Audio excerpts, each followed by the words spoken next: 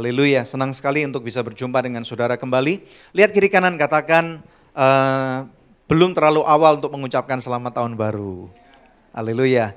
Kita saat ini, saudara, Bapak Ibu sekalian, menyapa setiap daripada Anda juga yang mengikuti kebaktian secara on air. Saudara ya, di live streaming Facebook Anugerah Ministries. Kita percaya bahwa kebersamaan kita, saudara ya, mulai kapan ya? 11 Maret 2018 sampai sekarang, kita berikan dulu kemuliaan yang paling meriah buat Tuhan. Amin, haleluya. Kita tahu, saudara, kalau kita melihat kilas balik sedikit ya, saudara, bagaimana perjuangan yang Tuhan izinkan untuk kita lakukan bersama-sama ya. Mulai kita berdoa, mulai belum kelihatan apa-apa, saudara ya. Kita bertemu dengan satu orang, dengan Pak Hendro, dengan Pak Engki, dengan beberapa orang, saudara ya. Dengan ada Bu Wiwi, dengan keluarga-keluarga yang lain, saudara ya. Akhirnya kita bisa mengakhiri tahun ini dengan baik. Sekali lagi kita berikan kemuliaan yang paling meriah buat Tuhan. Haleluya, puji nama Tuhan. Saudara, Bapak Ibu sekalian, kita tahu bahwa topik yang Tuhan titipkan untuk kita jalani di tahun depan, di tahun 2019 adalah Rise and Shine. Tolong keluarkan slide-nya, puji Tuhan. Saudara siap terima firman Tuhan? Haleluya. Mari kita buka bersama-sama, saudara ya, di dalam kitab Yesaya pasal yang ke-60. Sebelum saya masuk firman Tuhan, saya mau mengingatkan setiap daripada saudara, kita lihat yang slide yang kedua. Misi daripada Anugerah Church, saudara ya, adalah membangun keluarga anugerah untuk berdampak pada komunitas, saudara ya. Kita tahu kata-kata anugerah ini menjadi values daripada Anugerah Church, yaitu untuk menjadi available atau tersedia, never gives up ya, atau tidak menyerah, saudara ya. Kita tahu akan ada hari-hari yang tidak mudah ke depannya, tetapi kita nggak boleh menyerah dalam kehidupan, kita nggak boleh menyerah berjalan bersama dengan Tuhan, kita nggak boleh menyerah untuk meninggalkan keluarga kita, saudara ya. Kita nggak boleh menyerah dalam hal apapun juga. Kemudian kita tahu useful, unique.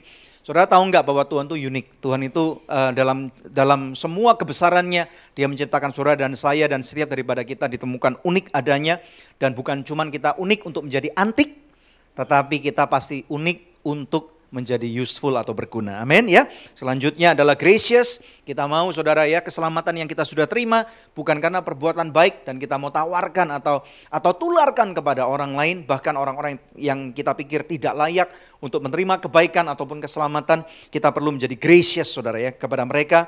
Kita mau menjadi reliable, kita mau action oriented, dan yang terakhir kita mau menjadi humble atau rendah hati. Amin, saudara ya. Ini adalah value daripada Anugerah Church. Ini adalah misi daripada gereja kami, membangun keluarga anugerah untuk berdampak pada komunitas. Amin. Kita sekali lagi berikan kemuliaan yang paling meriah buat Tuhan. Lihat yang slide yang ketiga, kita baca bersama-sama Yesaya pasal yang ke-60. Kita akan membaca daripada ayat yang pertama sampai dengan ayat yang ke-7, saudara ya. Ini semuanya daripada Yesaya 60 nggak akan selesai kalau saya bahas hari ini. Jadi saya akan bahas istilahnya kulit luar dulu, saudara ya, sambil nanti akan saya kupas satu persatu. Kita punya waktu 1 tahun untuk nanti menjalaninya. Ya, saya berdoa biarlah di sepanjang 2019 kita akan benar-benar menghidupi apa yang firman Tuhan katakan. Amin ya. Yesaya 60 kita melihat bersama-sama ayat yang pertama sampai yang ke-7. Siap? 2, 3. Bangkitlah menjadi teranglah, sebab terangmu datang dan kemuliaan Tuhan terbit atasmu. Baca bersama, 2, 3. Bumi diliputi kegelapan, bangsa-bangsa ditutupi kekelaman, tetapi terang Tuhan terbit di atasmu, cahaya kehadirannya menjadi nyata di atasmu. Ayat 3. Bangsa-bangsa berduyun datang kepada terangmu, dan raja-raja kepada cahaya yang terbit bagimu. Ayat 4. Lihatlah apa yang terjadi di sekelilingmu. Rakyat berhimpun untuk pulang kepadamu. Anak-anakmu laki-laki datang dari jauh, anak-anakmu perempuan digendong. Ayat 5. Pada waktu itu engkau akan heran melihat dan berseri-seri. Engkau akan tercengang dan akan berbesar hati. Sebab kelimpahan dari seberang laut akan beralih kepadamu. Dan kekayaan bangsa-bangsa akan datang kepadamu. Ayat 6. Sejumlah besar unta akan menutupi daerahmu. Unta-unta muda dari Midian dan Eva. Mereka semua akan datang dari Sheba. Akan membawa emas dan kemenyan. Serta memberitakan perbuatan masyhur Tuhan. Ayat 7, 2, 3. Segala kambing domba Kedar akan berhimpun kepadamu. Domba-domba jantan Nebayot akan tersedia untuk ibadahmu. Semuanya akan dipersembahkan di atas mezbahku sebagai korban yang berkenan kepadaku. Dan aku akan menyemarakkan rumah keagunganku. Yang percaya katakan amin. Saudara, kita tahu bahwa janji Tuhan adalah iya dan amin. Tuhan yang kita sembah di dalam nama Tuhan Yesus Kristus itu adalah pemilik daripada langit dan bumi. Kita tahu bahwa suatu kali Raja Daud pernah berkata, saudara, pernah bertanya, dari manakah akan datang pertolonganku, saudara? Dia berkata bahwa pertolonganku akan datang daripada Tuhan pencipta daripada langit dan bumi. Saudara, betapa beruntungnya kita pada waktu kita menjadi anak Tuhan. Kita yang dulunya tidak punya pengharapan, kita yang dulunya bahkan firman Tuhan mengatakan kita dikatakan sebagai seterunya. Seteru itu artinya musuh. Kita menjadi musuhnya Tuhan. Cara berpikir kita salah, saudara, bukan cuma keduniawian saja, tetapi jahat, saudara. Ya, apa yang kita tahu, apa yang menurut banyak orang atau yang dilihat oleh norma-norma itu menjadi baik, tetapi kita nggak lakukan. Cara berpikir kita aneh, tingkah laku kita aneh, saudara. Kita menjadi sesat. Kita bahkan membenci Tuhan. Kita berkata kita nggak mau Tuhan-Tuhanan, nggak Kristen-Kristenan, nggak ada ibadah-ibadahan, saudara. Tetapi saudara, puji nama Tuhan, oleh karena kebaikan Tuhan, Tuhan menjamah kita. Tidak ada Tuhan yang lain yang mencari umatnya, saudara. Banyak kepercayaan yang baik di muka bumi. Ada amin, saudara? Saya percaya tidak ada satupun kepercayaan yang buruk di muka bumi. Tetapi setiap kepercayaan yang ada meminta manusia, umatnya untuk mencari Tuhannya. Tetapi ada satu nama saja, yaitu Bapa yang kekal, yang dia mengutus putra yang tunggal untuk menuju ke dunia. Yang baru saja kita rayakan dalam bentuk hari Natal, saudara. Ya, puji nama Tuhan, kita berikan kemuliaan yang paling meriah buat Tuhan. Betapa beruntungnya kita, saudara, bahwa pada waktu di tengah-tengah ketidaklayakan kita, kita dapat berjumpa muka dengan Tuhan. Tidak ada ritual yang cukup baik untuk kita dapat diterima sebenarnya. Tetapi oleh karena kemurahan daripada Tuhan, sehingga kita boleh menjadi bagian daripada anak-anaknya. Ada amin, saudara ya? Ada 4 poin yang saya akan bahas. Kita lihat slide yang ke-10. Haleluya. Kita tahu, saudara, untuk menjadi arise and shine, bangkit dan bersinar. Poin yang pertama, kita tahu bahwa dunia akan menjadi semakin gelap. Pada waktu kita berbicara tentang kegelapan, semakin gelap suatu dunia, maka firman Tuhan berkata akan menjadi semakin seperti zaman Nuh dan zaman Lot. Ini tertulis dalam Lukas 17, saudara, ayat 26 sampai dengan 29. Yang dimaksudkan adalah hidup orang menjadi nggak benar di mata Tuhan. Betul nggak? Ada berbagai macam cara orang untuk melakukan kehidupannya, tetapi firman Tuhan mengatakan bahwa perut mereka menjadi Tuhan mereka. Keinginan daging mereka itu mereka utamakan. Mereka nggak peduli lagi, saudara. Segala sesuatu yang buruk mereka lakukan. Kemudian bahkan kegelapan menjadi gaya hidup. Kita tahu bahkan ada banyak orang yang bukan cuma menyembah berhala, saudara ya. Mereka melakukan okultisme, mereka punya mantra-mantra, mereka punya jin bahkan ya. Dan bahkan kita harus menjaga keluarga kita untuk tidak terkena paham-paham yang tidak benar. Salah satunya adalah LGBT. Ini penting sekali untuk kita ketahui, saudara. Bapak Ibu sekalian, saya mendorong sebagai gembala sidang di tempat ini, sebagai lead pastor, untuk setiap daripada keluarga saudara, untuk menjaga keluarga saudara dengan baik. Berkali-kali dari mimbar ini kita sampaikan, cara yang terbaik untuk menjadi orang tua atau mendidik anak-anak saudara adalah dengan cara apa? Masih ingat? Memberikan teladan kepada anak-anak saudara. Ada amin? Katakan kepada diri saudara sendiri, katakan aku harus menjadi teladan. Tidak ada cara yang lain, saudara, untuk kita dapat menjadi orang tua yang baik. Saya tidak tahu bagaimana parenting saudara di rumah. Kita hanya bisa bertemu di gereja 1 minggu 1 kali, kadang-kadang kita bisa berjumpa 1 minggu 2 kali, atau paling banyak 1 minggu 3 kali. Banyak orang, saudara, yang hidup di dalam kepalsuan. Banyak orang yang berusaha hidup, saudara, menunjukkan apa yang baik. Betul nggak? Apalagi di zaman sosial media. Menunjukkan segala sesuatu yang kelihatannya fun. Kelihatannya menyenangkan, saudara. Tidak ada sesuatu yang misalnya chaosnya di rumah. Teriak-teriaknya nggak pernah ditampilkan. Karena apa, saudara? Tidak ada satupun atau kebanyakan orang yang mau menunjukkan dirty laundry atau pakaian kotor, saudara. Betul nggak? Tetapi kita harus berhati-hati. Cara yang terbaik untuk menjadi orang tua atau mendidik keluarga kita adalah dengan cara menjadi teladan buat mereka. Salah satunya adalah bagaimana kita memperlakukan Tuhan misalnya. Betul ya, saudara ya? Bagaimana suami memperlakukan istrinya. Dari mimbar ini, minggu demi minggu kita selalu dengungkan itu. Kita percaya bahwa cara yang terbaik ini akan menjadi berkat buat anak-anak saudara. Ada amin. Bapak Ibu sekalian, pada waktu saya berjumpa dengan beberapa hamba Tuhan, terutama misalnya pada waktu saya berjumpa dengan teman-teman dari negara yang lebih maju misalnya. Contoh aja Singapura, saudara ya. Saya bertanya kepada mereka, apakah Saya lihat kehidupan mereka. Banyak teman-teman hamba Tuhan ini anak-anaknya luar biasa, saudara ya. Kemudian kalau di Singapura sana banyak sekali mereka yang sekolahnya misalnya semua sekolah cewek, semua sekolah cowok, saudara. Kemudian saya bertanya dengan salah satu teman kami hamba Tuhan senior, saya bertanya, bagaimana cara kamu mempersiapkan anak-anak kamu supaya tidak tertular LGBT? Ini penting sekali. Dan kemudian hamba Tuhan ini ngajarin kami. Dia berkata, kamu harus bicarakan itu di rumah. Seperti apa yang firman Tuhan katakan. Firman Tuhan mengajarkan kepada kita di dalam kitab Ulangan bahwa kita harus selalu memperkatakan firman Tuhan pada waktu kita tidur, pada waktu kita berbaring, pada waktu kita bangun, pada waktu kita berjalan. Ada amin saudara ya. Kenali siapa anak-anak saudara, kenali siapa teman-teman mereka, bagaimana mereka sekolah. Saudara, terutama pada waktu mereka sudah akan besar, Bapak Ibu sekalian. Jadi sangat penting sekali untuk kita melindungi keluarga kita, karena yang namanya paham-paham yang tidak benar, terutama LGBT itu mencari mangsa dan mereka tidak mengenal siapapun saudara dan siapapun saya. Artinya apa saudara? Kita tahu bahwa tidak ada satupun orang yang imun terhadap dosa. Betul? Nggak ada satu orang pun. Termasuk bukan cuma LGBT, termasuk perselingkuhan. Hari-hari ini saudara kalau kita ngelihat berita-berita Bapak Ibu sekalian, ada begitu banyak orang yang bahkan mereka di dunia ini mereka kenal dengan sistem satunya itu misalnya open relationship. Pernah dengar itu enggak saudara?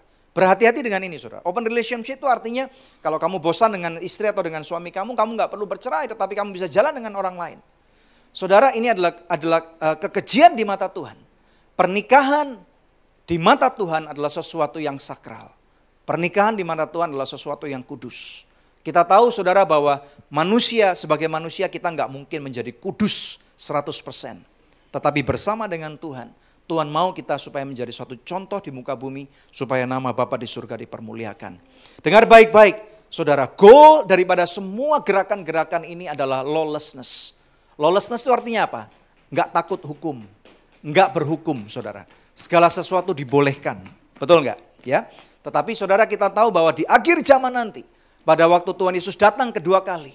Dengar baik-baik Bapak Ibu sekalian, saya membawa kabar baik buat Anda. Bahwa pada waktu Tuhan Yesus datang kedua kali, dia tidak datang sebagai seorang bayi. Betul? Tetapi firman Tuhan di dalam kitab Wahyu dikatakan bahwa aku akan segera datang. Di Wahyu berapa itu saudara? Tahu? Di Wahyu 20 saudara, betul nggak ya? Dia berkata saudara bahwa dia pada waktu dia datang, dia akan datang sebagai seorang hakim yang agung. Saudara, dan dia mencari orang-orang yang memelihara pakaiannya putih. Saudara, jadi ini berbicara tentang kehidupan kita yang pada waktu kita sudah mengenal Tuhan, saudara, kita tidak mau ikut-ikutan dengan dunia. Bahkan di dalam kitab Matius dikatakan pada waktu Yesus datang kembali, saudara, akan ada orang-orang yang lawless, orang-orang yang tidak berhukum, dan orang-orang inilah yang kelihatannya bahkan seperti orang Kristen. Tetapi Tuhan berkata, nyalah kamu karena aku tidak mengenal kamu. Dunia akan menjadi semakin gelap. Saya percaya bahwa di tahun 2019 tidak selalu akan menjadi hal yang mudah, saudara. Kita lihat poin berikutnya. Saudara, bencana alam akan terus terjadi. Bapak Ibu sekalian, kalau kita lihat di televisi pada hari-hari ini, atau kita lihat di artikel-artikel online, saudara ya. Apa yang terjadi minggu lalu di Serang misalnya, atau di daerah Lampung, saudara, di Banten maksud saya ya. Ini menakutkan banget. Kalau kita membaca beberapa artikel, saudara, tidak ada warning, tidak ada apapun juga. Tahu-tahu musibah terjadi. Saudara, dengar baik-baik. Sebenarnya kita tahu bahwa di dalam kehidupan kita, kehidupan manusia ini sangat fragile. Apa fragile itu ya? Rapuh. Betul ya? Kita harus tahu bahwa kita bukan cuman berani hidup, tetapi kita harus tahu jalan pada waktu kita akan meninggal. Ada amin? Saya yakin bahwa tidak ada satupun di antara kita yang suka berbicara tentang kematian. Ada enggak saudara? Nggak ada satupun orang yang suka berbicara tentang kematian. Tetapi kalau kita berbicara tentang kehidupan, kita juga harus mau berbicara tentang apa yang namanya kematian. Di dalam salah satu leaders meeting di Anugerah Church, pada waktu kami berjumpa dengan para leader saudara, saya tekankan bahwa kita harus berani berbicara dan mempersiapkan jemaat ini untuk tidak hanya berbicara tentang kehidupan sehari-hari.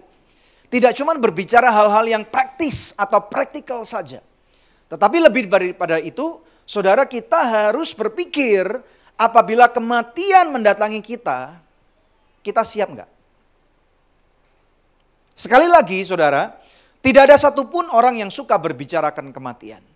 Kita nggak mau suami kita, istri kita, anak kita, orang tua kita dipanggil Tuhan. Betul saudara ya? Tetapi kita tidak pernah bisa pungkiri bahwa kehidupan kita di muka bumi ini hanyalah sementara saja.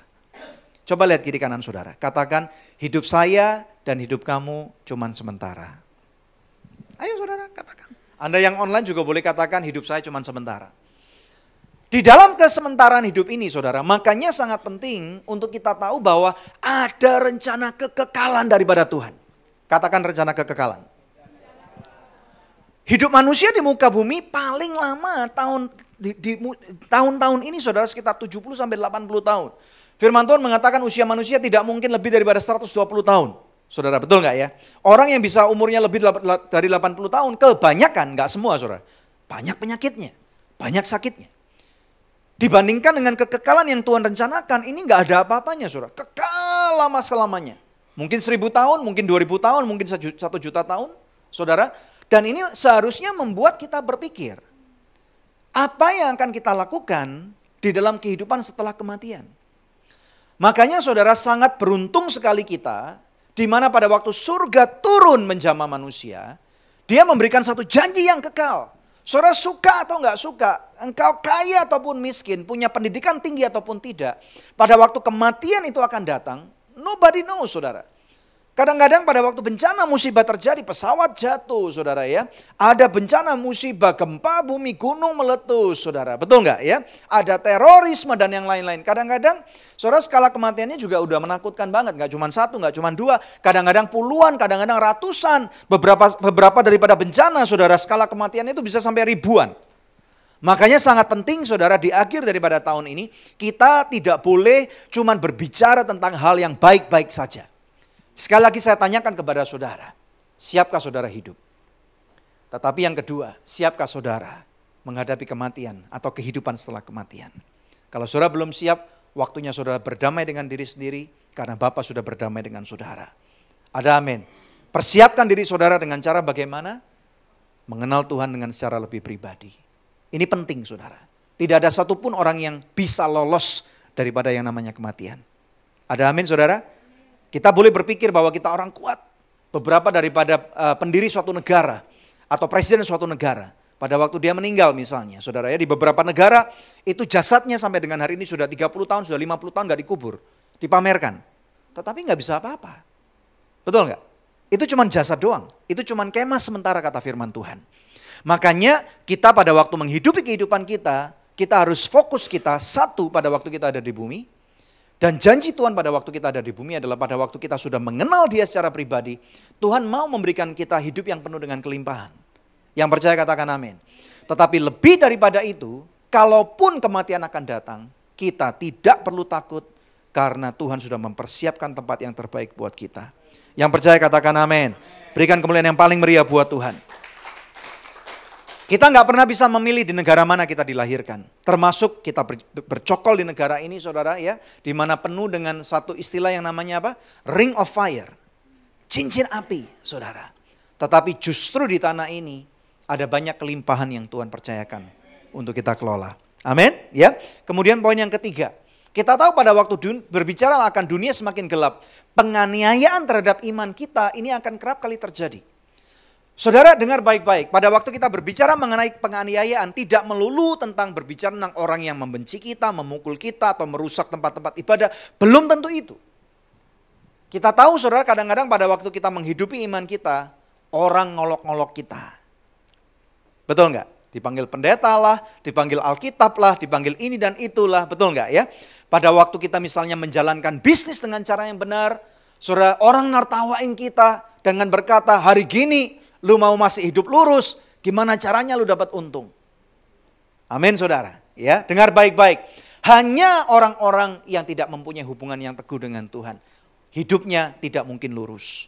Tetapi saudara yang mempunyai hubungan yang teguh dengan Tuhan, saudara pada waktu dunia menjadi semakin gelap, perintah daripada Tuhan di Yesaya pasal yang 60 ayat 1 tadi berkata, bangkitlah, menjadi teranglah, sebab terangmu datang dan kemuliaan Tuhan terbit atasmu. Katakan amin. Katakan bangkitlah. Katakan menjadi teranglah. Berikan kemuliaan yang paling meriah buat Tuhan. Lebih meriah lagi saudara. Haleluya. Kita lihat poin berikutnya, yang kedua. Kita tahu habis gelap, terbitlah terang. Betul nggak? Bahkan kutipan ini dari firman Tuhan dikutip oleh salah satu pahlawan nasional kita. Tahu siapa namanya? R.A. Kartini. Itu ada ayatnya loh saudara. Habis gelap terbitlah terang. Karena beliau mempunyai sahabat pena, seorang dari Belanda. Yang memberikan kutipan itu, memberikan semangat, habis gelap terbitlah terang. Kemudian menjadi viral, betul nggak? Ya, kalau R.A. Kartini waktu itu punya Instagram, mungkin Instagram followernya banyak saudara. Betul nggak? Hashtag habis gelap terbitlah terang. Padahal ternyata itu isi firman Tuhan. Dengar baik-baik saudara. Di dalam suatu kondisi yang semakin gelap. Saudara pernah kan pada waktu tidur, saya nggak tahu dengan saudara ya. Kalau saya lebih suka semakin gelap semakin saya bisa cepat tidur. Saya nggak tahu dengan saudara ya. Pada waktu misalnya lampu baru kita matikan, kadang-kadang sukar sekali melihat di kegelapan. Betul nggak? Tetapi setelah kira-kira semenit, 2 menit atau 5 menit apalagi saudara ya, mata kita, retina kita semakin menjadi membesar, irisnya saudara ya. Kemudian yang terjadi kita akan semakin lebih melihat di dalam kegelapan. Ada kabar baik nih saudara. Di tengah-tengah dunia yang semakin gelap, justru itulah fungsinya Tuhan membawa keselamatan itu ke muka bumi dan diberikan kepada kita. Ada amin gak? Semakin gelap di mana saudara berada, artinya saudara mungkin akan menjadi seorang atau sebuah lilin kecil saja. Saudara pada hari-hari ini mungkin saudara berkata, saya nggak bisa khotbah. Saya nggak bisa WL seperti Gaby tadi yang menarik banget gitu. Saya nggak bisa main musik seperti pemain musik hari ini saudara. Tetapi saudara berkata, saya hanya bisa menghidupi hidup saya sebagai seorang Kristen. Dengar baik-baik, ternyata hal itu cukup. Kekristenan saudara sama dengan seperti apa yang tadi kita katakan di poin-poin pertama. Pada waktu saudara ada di rumah, menghidupi kehidupanmu, memberikan teladan kepada keluargamu. Saudara tahu nggak apa yang terjadi? Ternyata tanpa saudara sadari, hal itu terbawa kemanapun kau pergi. Ada amin? Haleluya saudara ya. Saudara, saya percaya alangkah baiknya kalau kita suka istilahnya mengobservasi sekeliling kita. Saya memberikan satu cerita nih saudara tentang keluarga saya. Saya suka memberikan contoh-contoh yang praktis tentang keluarga apa yang kami sedang alami saudara ya. Hari-hari ini saudara, James tuh lagi suka main monopoli. Saudara tahu monopoli kan?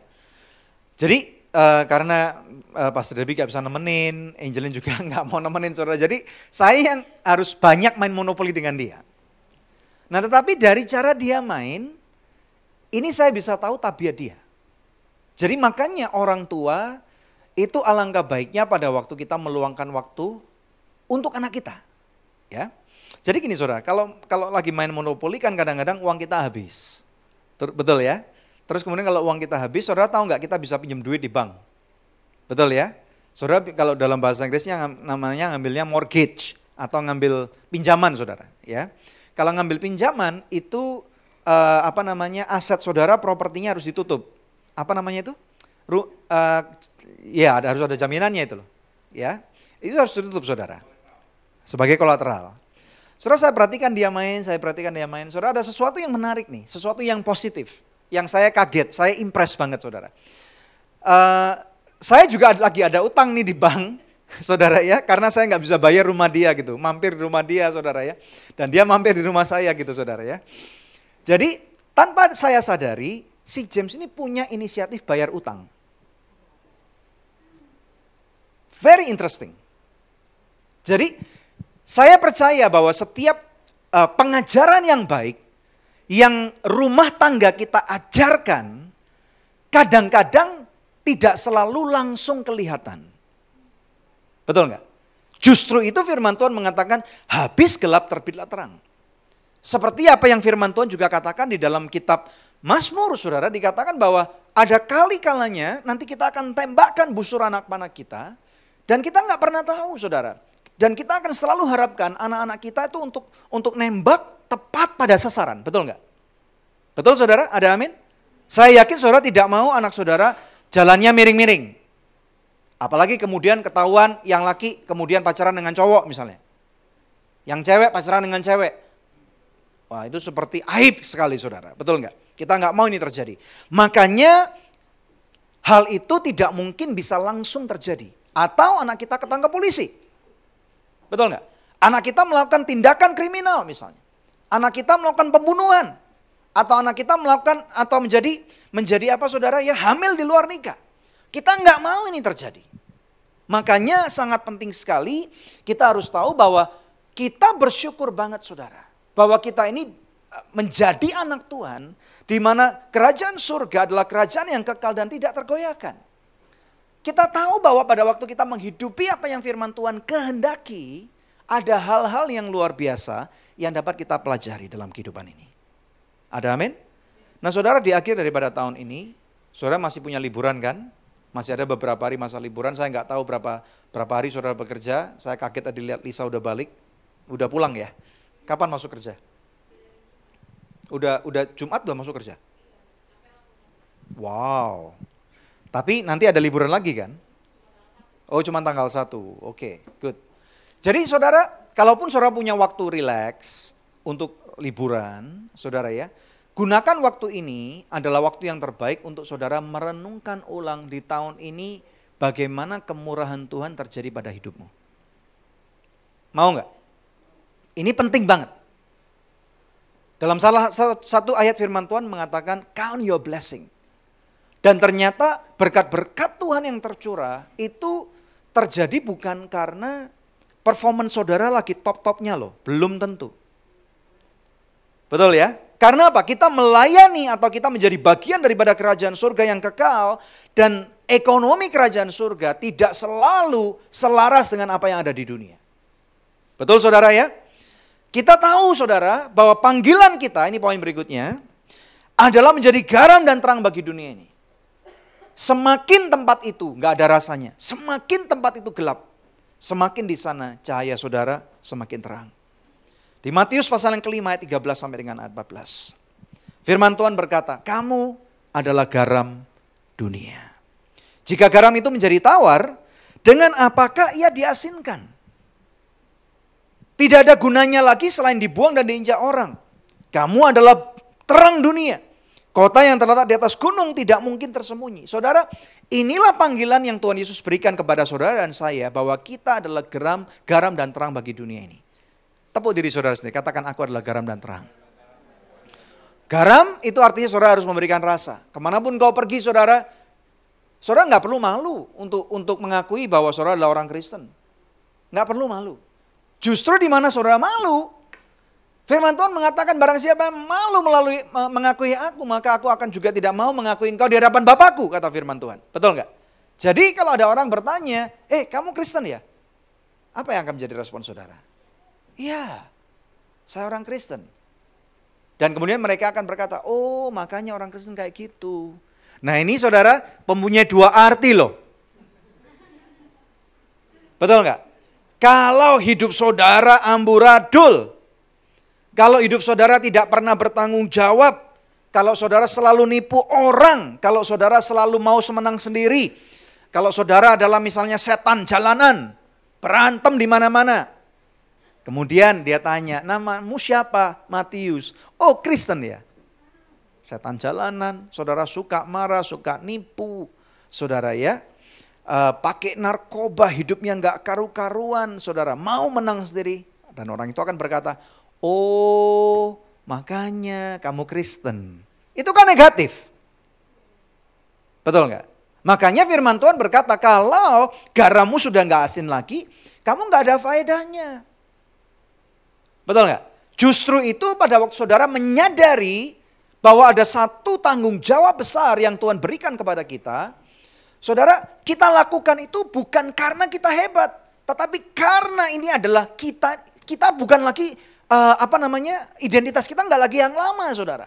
Identitas kita sudah diberikan sesuatu yang baru. Ada amin nggak, saudara? Ada banyak orang yang lagi mencari kebenaran. Dan bayangkan, saudara, kalau respon yang satunya, kalau saudara bertanggung jawab, suka menolong orang, betul ya? Kalau saudara hidupnya selalu berbuah. Kami beberapa kali pernah khotbahkan saudara. Orang yang hidupnya berbuah itu artinya ibaratnya seperti satu pohon saudara. Ya, bisa bayangkan satu pohon kan ya. Pohon jeruk misalnya. Bagaimana caranya mau menikmati buah itu? Ada orang yang datang harus petik. Dan Yosua berkata, masa jeruk minum jeruk? Betul kan? Nah, kalau hidupmu mau dianggap berbuah, harus ada orang yang datang dalam kehidupanmu dan kemudian memetik buah kehidupanmu. Kalau nggak ada orang yang datang gimana? Cari siapa orang-orang yang dapat saudara berkati. Dan memberkati orang tentunya belum tentu hanya melalui uang saja. Kadang-kadang ada di sana untuk mereka. Saudara, ini penting sekali. Kadang-kadang saudara kita memberikan contoh yang baik buat mereka. Nah, kadang-kadang pada waktu kita melakukan hal yang ini semua saudara, kita tahu saudara pada waktu kita melakukannya bukan dengan cuman kepura-puraan. Kemudian ada begitu banyak orang diberkati dalam kehidupan, melalui kehidupan kita. Dan kemudian orang bertanya, namamu siapa? Misalnya, Christian misalnya. Oh, kamu Kristen ya? Misalnya. Atau namamu siapa? Geno. Oh, Kristen ya? Oh, makanya kamu Kristen. Nah, gitu saudara. Itu yang positif. Ada amin gak?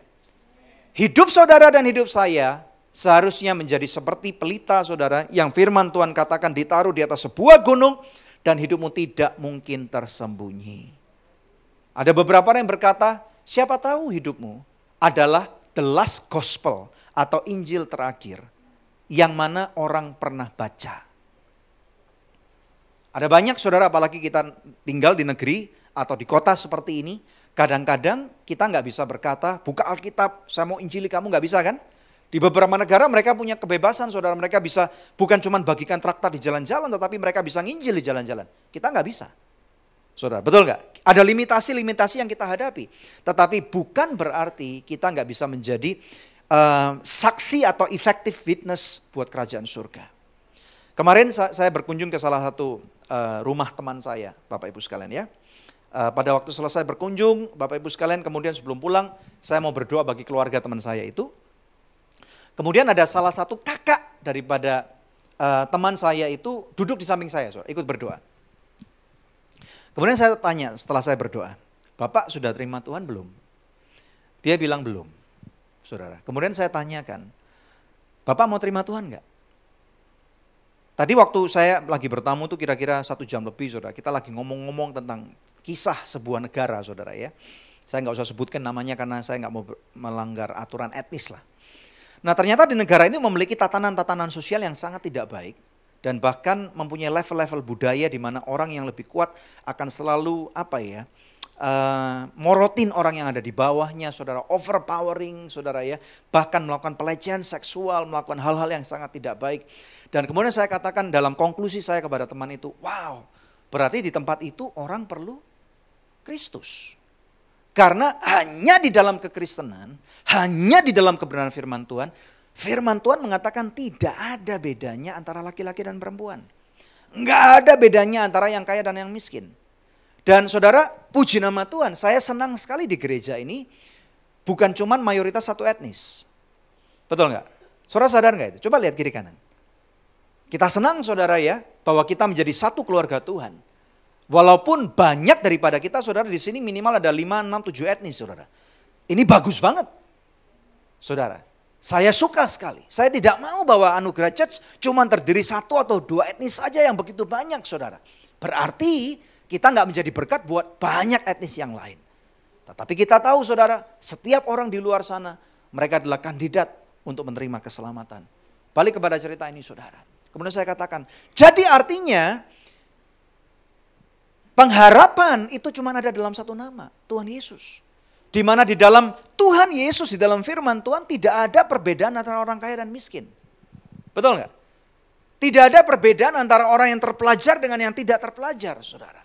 Kemudian saya katakan kepada kakak teman saya itu, saya katakan gini, Bapak tadi udah dengarkan semua ceritanya, hanya ada satu pengharapan melalui Tuhan Yesus Kristus. Mau nggak Bapak bertobat untuk terima Tuhan? Dia katakan mau. Saudara, saya cuma ada dipakai Tuhan pada waktu itu cuma untuk menuai saja. Saya ajak dia untuk terima Tuhan, dia tinggal di Semarang saudara. Ya. Dan kemudian saya katakan, Bapak pulang ke Semarang, hari ini dia pulang saudara, nanti sampai di Semarang, dia cerita, saya punya teman baik dari gereja Bethel Indonesia. Dia bilang gitu saudara. Ya. Oh nggak apa-apa Pak, gereja apapun juga boleh. Kami juga kebetulan dari gereja Bethel Indonesia. Saya katakan seperti itu. Nanti Bapak pulang Semarang kasih tahu teman Bapak bahwa saya sudah terima Tuhan. Yang percaya katakan amin. Saudara dengar baik-baik. Engkau pun juga dapat dipakai Tuhan dengan kesempatan yang sama. Saudara tidak pernah tahu siapa-siapa mata siapa yang sedang melihat saudara. Betul nggak? Kadang-kadang dengan perilaku kita orang bisa dikecewakan, tetapi dengan perilaku kita orang bisa diberkati. Dan kalau kita harus memilih, yang mana saudara mau pilih? Apakah saudara mau menjadi batu sandungan buat orang lain atau menjadi berkat buat orang lain? Ini penting banget saudara. Memasuki 2019, mulai dari bulan Januari sampai dengan bulan Desember. Saudara ya, kemarin Andre posting before and after Christmas. Ini menarik banget saudara. Hari-hari ini saya yakin banyak daripada saudara mungkin bahkan buat New Year's resolution. Resolusi tahun baru saudara ya. Perlu nggak kita buat resolusi tahun baru? Oh nggak apa-apa, boleh-boleh aja saudara. Karena tahun baru ini itu identik dengan bab baru yang dibuka, kita tutup chapter yang lama saudara ya. Tetapi bukan berarti ya sudah kalau kita gagal melakukan apa yang seharusnya kita lakukan di 2018, ya namanya kita manusia, kita nggak boleh gitu saudara. Kalau saya sih suka, buatlah resolusi tahun baru. Tetapi jangan buat yang muluk-muluk. Betul nggak ya? Kalau misalnya saudara ya, misalnya salah satu resolusi yang baik, saya berjanji akan baca Alkitab 1 hari 20 pasal. Nah ini muluk saudara. Nggak usah muluk-muluk, 1 pasal 2 pasal itu cukup. Asal konsisten. Betul? Kata Pastor Debbie kemarin, resolusinya bukan dietnya, tetapi apa? Olahraga. Nah saya mau tanya, siapa yang di tahun 2019 akan mau buat resolusi, saya akan hidup sehat. Bukan diet loh saudara. Amin. Saya juga mau saudara. Ya, saya juga mau. Hidup sehat itu penting. Kita mau menjadi berkat, saudara, buat Tuhan. Kita mau menjadi berkat buat diri kita. Kita mau menjadi berkat buat orang lain. Saudara harus sehat dulu. Betul kan? Kalau nggak sehat kita nggak bisa. Kita gini loh saudara, kita tidak bisa memberi dari apa yang tidak bisa kita miliki. Saudara hanya bisa memberi dari apa yang kamu miliki. Kalau kamu mau menjadi berkat saudara di dalam kehidupan saudara sehari-hari, maka ya salah satu ingredientnya adalah sehat dulu. Betul nggak? Kita nggak bisa apa ya saudara, nunggu kalau kita sakit. James anak saya saudara ya, selalu komplain, kenapa saya nggak boleh makan banyak permen? Kenapa saya nggak boleh minum minuman yang manis? Saudara, saya cerita kepada dia dan saudara pasti sudah tahu cerita ini. Saya cerita dulu saya kecil, saya nggak ngerti kayak gini-ginian James, saya bilang gitu. Ya sampai saya waktu habis kuliah saya sakit, saya bilang gitu. Saya ceritain saudara tentang apa yang saya pernah saksikan di sini. Dan kemudian setelah itu saya baru ngerti, saudara. Nah makanya Bapak Ibu sekalian, ada kabar baik nih. Saudara jangan menunggu sampai engkau sakit baru engkau mau berubah. Ayo buat New Year's resolution, salah satunya hidup sehat. Ada amin? Ya, puji Tuhan saudara. Saudara diberkati oleh Tuhan, kita berikan kemuliaan yang paling meriah buat Tuhan. Lebih meriah lagi saudara. Yang ketiga, ini penting saudara. Mari kita lihat lebih dalam. Mendekatlah diri kepada Tuhan. Dan kita tahu saudara bahwa Tuhan ini berbicara melalui cara yang berbeda-beda. Saudara percaya nggak bahwa Tuhan masih berbicara? Di gereja ini kami percaya bahwa Tuhan masih sanggup berbicara di luar apa yang Alkitab sudah tuliskan. Ini yang kami percayai. Cuman kita harus ngerti bahwa apa yang Tuhan katakan kepada kita itu tidak mungkin melawan firman yang tertulis. Ya. Saya sudah pernah bahas sedikit ini saudara, firman yang tertulis itu namanya logos di dalam bahasa Grekanya. Saya nggak tahu dengan bahasa Hebrunya. Apa ya Pak Kus ya? Jafar. Oh bukan Jafar ya, apa? Dava. Oke. Tetapi ada satu kata-kata yaitu rema, ini bahasa Greka juga ya. Saya nggak tahu bahasa Ibraninya apa saudara. Yaitu firman yang kita alami. Di mana rema ini tidak mungkin istilahnya berbanding, tabrakan atau melanggar daripada apa yang sudah dituliskan dalam firman Tuhan. Saya percaya bahwa Tuhan berbicara dengan cara yang berbeda-beda. Kadang-kadang pada waktu kita melihat satu baliho atau satu outdoor advertising, kadang-kadang ada satu kata-kata di mana Tuhan bisa pakai, bisa juga saudara. Kadang-kadang misalnya kalau saudara lagi di jalan ditangkap Pak Polisi, Tuhan bisa juga berbicara melalui Pak Polisi itu, betul? Kadang-kadang saudara, kalau tadi malam Pak Michael posting sesuatu misalnya, ya kadang-kadang Tuhan juga bisa berbicara melalui tukang pajak, bisa juga saudara. You'll never know Bapak Ibu sekalian ya. Nah tetapi mari Bapak Ibu sekalian, di tahun 2019 kita perlu mendekatkan diri kepada Tuhan dengan cara apa? Minimal saudara. Yang pertama, perkuat jalinan kelompok sel dan komunitas. Karena di sana kita bisa saling menguatkan, mengingatkan, membangun. Nah saya nggak tahu nih dengan saudara, Yeskiel ini sakit nih lagian. Nah mungkin kita kurang saling berbagi informasi nih kalau ada yang sakit. Karena 2 hari yang lalu dia dioperasi saudara, saya nggak perlu ceritakan operasinya apa ya. Nanti kalau saudara ada waktu, sore nanti, saudara saya nggak tahu udah keluar dari rumah sakit belum, saudara. Saya pengen sekali semestinya ngunjungin dia, tetapi 2 hari yang lalu saya tekor banget badannya. Saya bilang maaf ya saya nggak bisa datang karena saya sakit. Jadi saudara melalui kelompok sel, saya berharap bahwa saudara tidak hanya bagian daripada kelompok sel pada waktu saudara ada kegiatan sel aja. Tetapi saya dorong setiap daripada kita untuk saling mengenal. Kenali siapa anggota sel saudara? Saudara betul ya? Apa yang menjadi kebutuhan mereka? Bagaimana saudara bisa menjadi berkat? Bapak Ibu sekalian ya, dengan cara seperti itu saudara akan bisa mengidentifikasikan bahwa ternyata saya bisa berfungsi loh. Betul nggak? Ya, kalau misalnya kita ada seorang teman yang nggak punya pekerjaan, siapa tahu kita bisa membantu carikan pekerjaan, saudara ya. Kalau ada orang yang punya musibah, ada dapat musibah, mungkin kita bisa menjadi berkat, saudara ya. Ada amin? Perkuat jalinan kelompok sel dan komunitas. Saya percaya, Bapak Ibu sekalian, ada waktunya kadang-kadang pergi ke gereja itu nggak gampang. Tetapi justru melalui kelompok sel, saudara bisa menjadi satu keluarga. Ada amin? Apalagi kita tinggal di kota besar seperti Jakarta ini.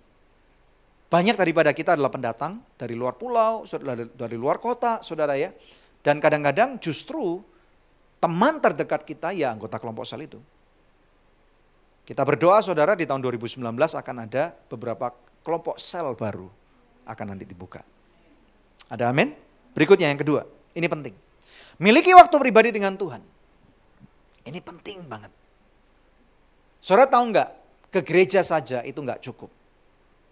Dengar firman Tuhan di gereja itu baik sekali. Saya harus katakan kita sangat beruntung saudara. Bahwa kita dapat mendengarkan firman Tuhan minimal 1 minggu sekali, minimal 2 minggu sekali. Mungkin saudara bertanya, kenapa disebut beruntung Pak Daniel? Saudara tahu nggak? Untuk ikut seminar-seminar, kata-kata positif atau motivasi itu mahal.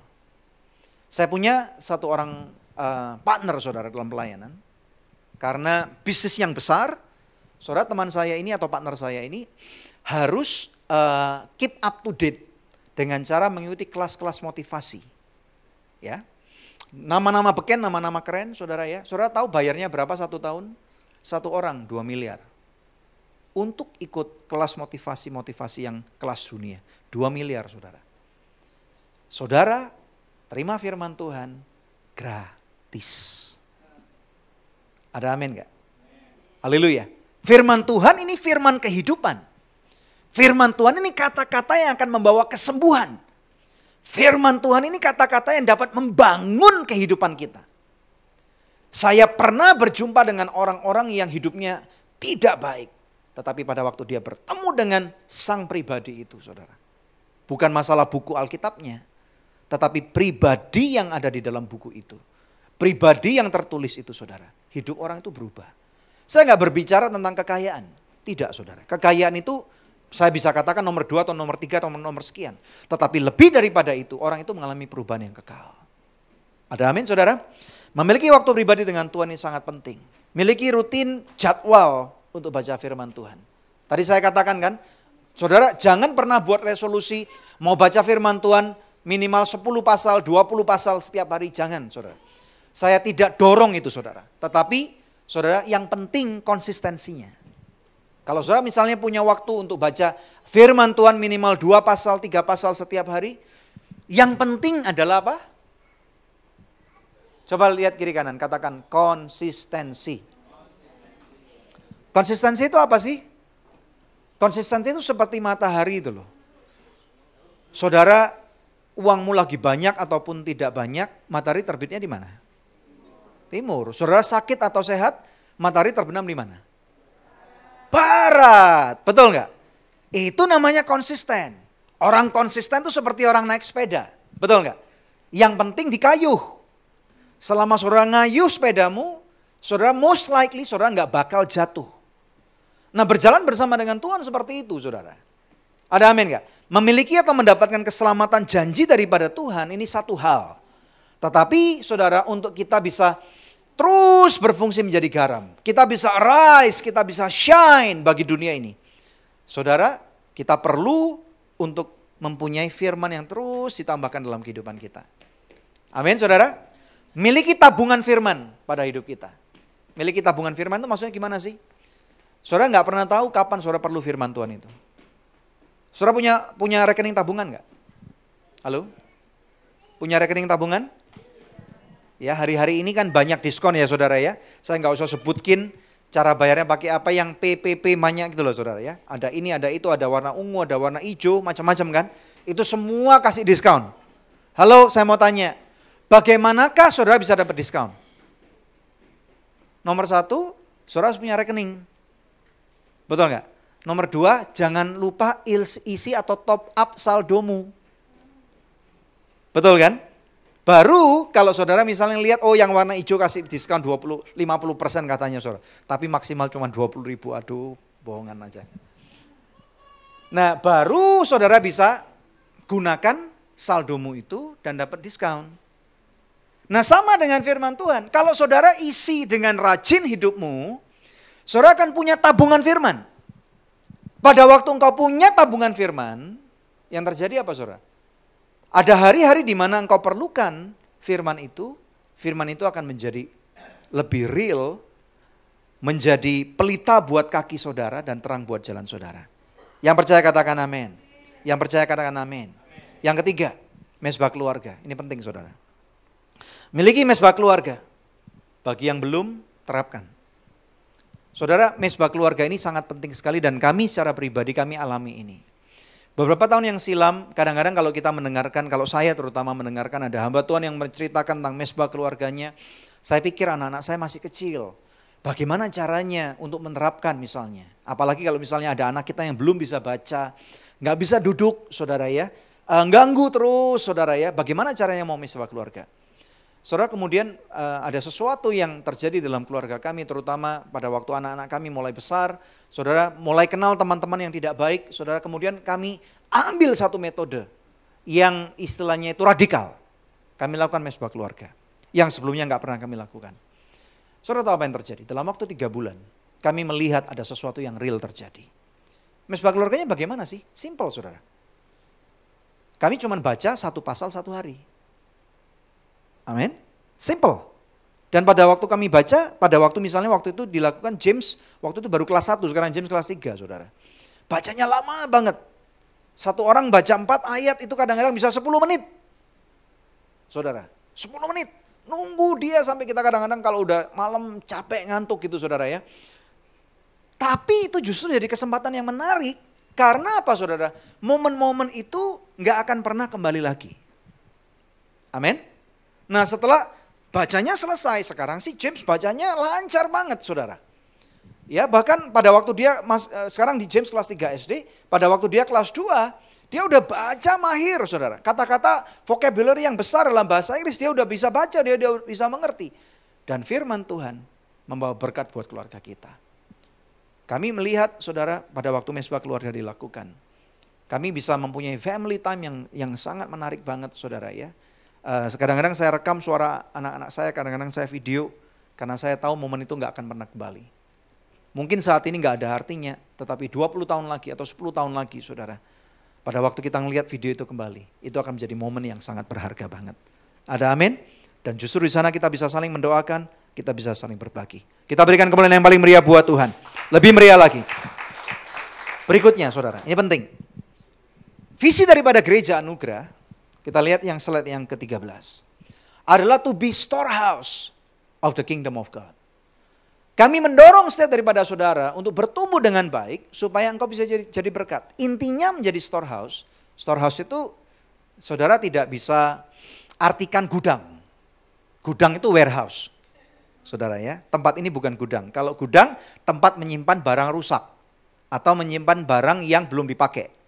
Tapi kalau storehouse itu lebih diartikan lumbung. Betul ya? Kalau lumbung itu berarti isi yang akan ada di lumbung itu akan membawa kehidupan. Biasanya kalau lumbung berbicara gandum, makanan, saudara, betul ya? Jadi mari saudara, tujuan utama atau visi daripada gereja anugerah adalah to be storehouse of the kingdom of God. Saya berdoa, hari ini mungkin saudara belum bisa melihat rencana Tuhan yang seutuhnya dalam kehidupanmu. Coba lihat kiri kanan saudara. Siapa tahu loh, itu menjadi orang penting saudara, beberapa tahun lagi. You'll never know. Saudara bisa bayangkan misalnya saudara kalau kita ambil aja contoh Pak Jokowi. Kalau 20 tahun yang lalu atau 40 tahun yang lalu ada orang suka bully dia. Ya, saudara bisa bayangkan kalau dia sekolah dulu misalnya dia kurus kering ceking gitu saudara ya, dibully orang terus. Saya nggak bisa pikir bagaimana orang yang suka ngebully dia itu sekarang.